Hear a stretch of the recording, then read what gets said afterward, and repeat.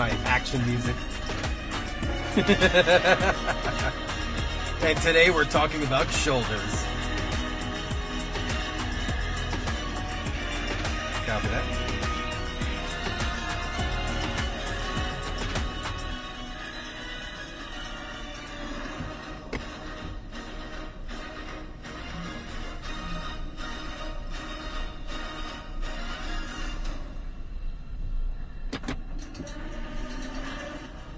Don't you guys love the action music?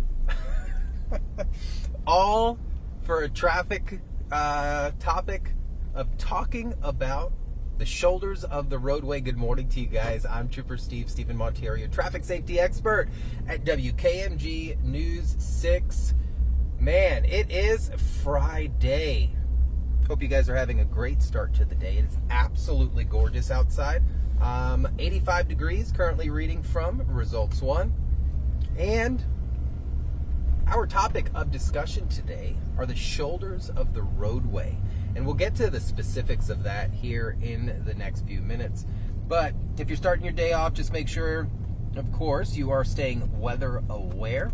Some activity out in the Gulf is going to bring us some weather, probably about Sunday. Meteorologist Michelle Morgan was giving that to us this morning, those updates, and letting us know that we were going to have those storms kind of knocking Sunday and possibly into Monday. So just make yourself aware for that. For right now, let's be concerned about what's happening right here. It is gorgeous outside, clear skies. We're currently headed westbound along I-4 in Seminole County at the 94-mile marker. But let's be real. How many of you guys actually speak mile markers? We are right here at State Road 434, the Longwood Winter Springs exit. Right travel lane, cruising at the speed limit, 60 miles an hour. And the topic is that beautiful space to the right of your screen right now, driving on the shoulder. So I received a question through Ask Trooper Steve at WKMG.com, where you can submit any and all of your answers or questions right to me over there. And I received a question that was kind of interesting, at least to me, because I've been in this exact situation, and at the time I thought I could, but I quickly learned I couldn't. So this is what we are talking about. How many motorcycle riders do I have out there? Probably a few of you, right? I am a motorcycle rider myself, and rode professionally with the Highway Patrol as well. So the question came in from a motorcycle rider talking about if he was driving on I-4, right? Say we're here, right here, I-4 westbound. And I'm trying to let this truck in, even slowed my speed down dramatically, and he doesn't want to get in. I bet you his tag's expired and he thinks we're a cop. Kind of the funniest thing sometimes. Anyways, all right, we're back up to speed here. So you're driving on I-4, you're cruising, beautiful day like this, right? But your Harley or whatever motorcycle you're riding is an air-cooled motorcycle. And now all of a sudden the traffic becomes stopped in front of you. You become stopped with that traffic. If you have never experienced sitting on an air-cooled motorcycle in stop traffic, what that does to your body, not fun. Not fun at all. Really hot, nothing but hot air coming off that bike, and over time it can cause some issues to the motorcycle if you don't get it cooled off in time. So one would think, all right, cool, I'm stuck in traffic, can I scoot on over and get out of the way and look at what's kind of happening and hopping right on that right shoulder out there? So the answer simply, I'm going to answer it straight up here in the beginning, because there's a lot of other things we need to talk about when it comes to shoulders, is no. The state of Florida has no exceptions for stop traffic for any vehicle when it comes to riding on the shoulder. So that would include the bozos driving their clown cars in stop traffic when it's all backed up, and then suddenly you think you can ride on the shoulder. No. The state of Florida says absolutely not. and it has no exceptions, 0 exceptions for motorcycles. Now, do I agree with it? Not necessarily. I do think, I was actually speaking to our producer Thomas, you guys know Thomas, about how I think there are some Florida traffic laws that are a little, I use the term archaic, when it comes to motorcycles. I do think if we updated some of our motorcycle laws, it could actually maybe prevent some of the crashes out there. But when it comes to riding on the shoulder, no, you are not allowed to necessarily use that as a travel lane to bypass any type of stop traffic. That would mean if we were sitting here in the right travel lane and suddenly we were stopped, we could not drive to that area right here. This is a nice example because it's pretty clear. You can see the shoulder, but also to keep in mind that shoulder averages about 2 foot less in width than your average travel lane. So it's really not prepared to have consistent, steady flowing traffic on it. So when you're trying to bypass things, you're also almost indicating to other drivers, hey, I'm going to use it, so hey, you could use it too. But that is not the case. What I would recommend is you could pull over to the shoulder and wait for traffic to begin to move. Okay? The shoulder is designed for emergency stopping. So if you have an issue with your vehicle, if it's beginning to break down, you're allotted a certain amount of hours here in the state of Florida to leave your vehicle on the shoulder when it's broken down, or if you have an emergency or something like that.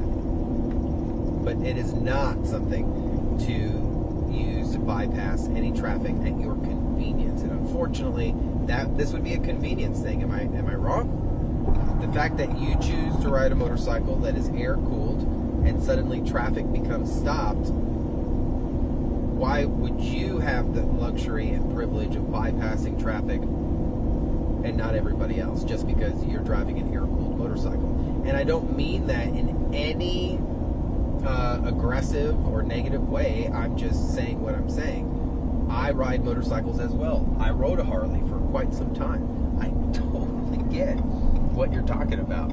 It gets really, really hot. All right. Other things. There are the new flex lanes that are out there.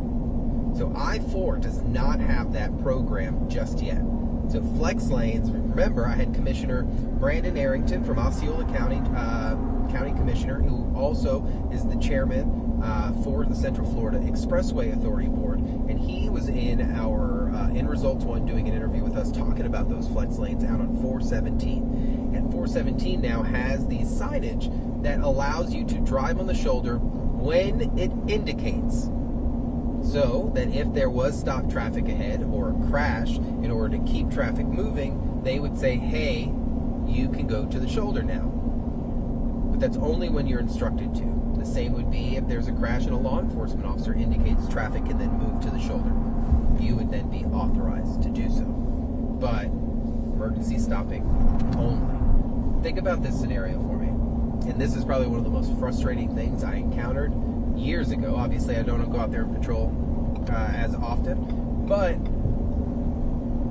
if it took me a while to get to the crash and traffic is so backed up that I, as the first responder or the firefighters that have to get up there, are trying to get to this crash scene, what lane do you think we're going to use? We're going to use the shoulder of the roadway because we're not going to push traffic out of the way. Too much commotion. So we're going to try to use that shoulder. If you are in the shoulder, now if you're broke down, you're broke down. It's just the way life goes. But if you're in that shoulder and you're traveling to pass traffic because you don't want to sit in it, then you're now becoming an obstruction to the first responders with their emergency equipment on. So that's something that you got to think about. Our shoulders here in Central Florida are really good, especially after all the construction that we've had. I can tell you from firsthand knowledge, I have seen them. They are out here nightly, really trying to keep them clean for you. This is where a lot of debris ends up. You never want to end up on the shoulder of the road. A lot of people say, oh, well, I got a flat while I was trying to pass somebody. Yeah, you did. Look how fast these cars are going. Ready? Ready? It's always an Altima. why is it always a Nissan Altima? And I'm not trying to be mean, but I'm just saying, it's always an Altima. Sometimes the shoulders will be used for evacuation purposes, so then you can use them there.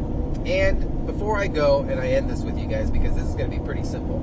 I don't think we need to go 15, 20 minutes talking about the shoulders of the roadway. But if you are on the shoulder of the roadway at any time, if you're pulling over to help somebody, if you're pulling over to, because you're broken down, whatever it is, and you have to be stopped, please activate your parking and your hazard lights. This will make you visible to others. And listen, I have been on the side of the shoulder.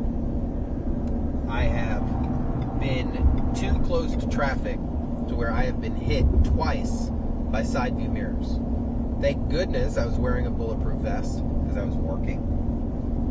The Florida move over law is one of the biggest lifesavers we have out there, not only for you as the driver out on the road that's not even broken down, but for the people who are in the crash, and of course for our first responders and our utility and our sanitation guys out there.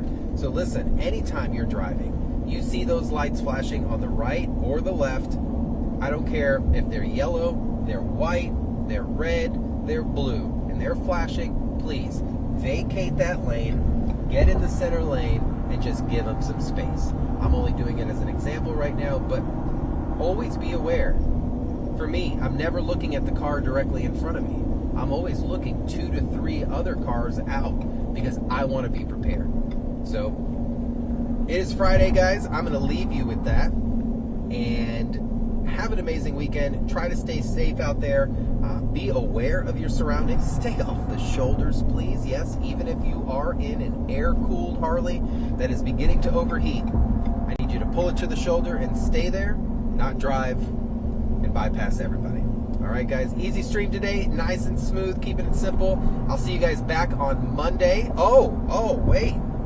I need you guys, I need you guys to join me on Monday, because what is going to happen on Monday, we are going to have the first time me and Lewis Bolden anchoring the morning show together. So join me on Monday, guys. I will see you guys then. Have a great day. Be safe.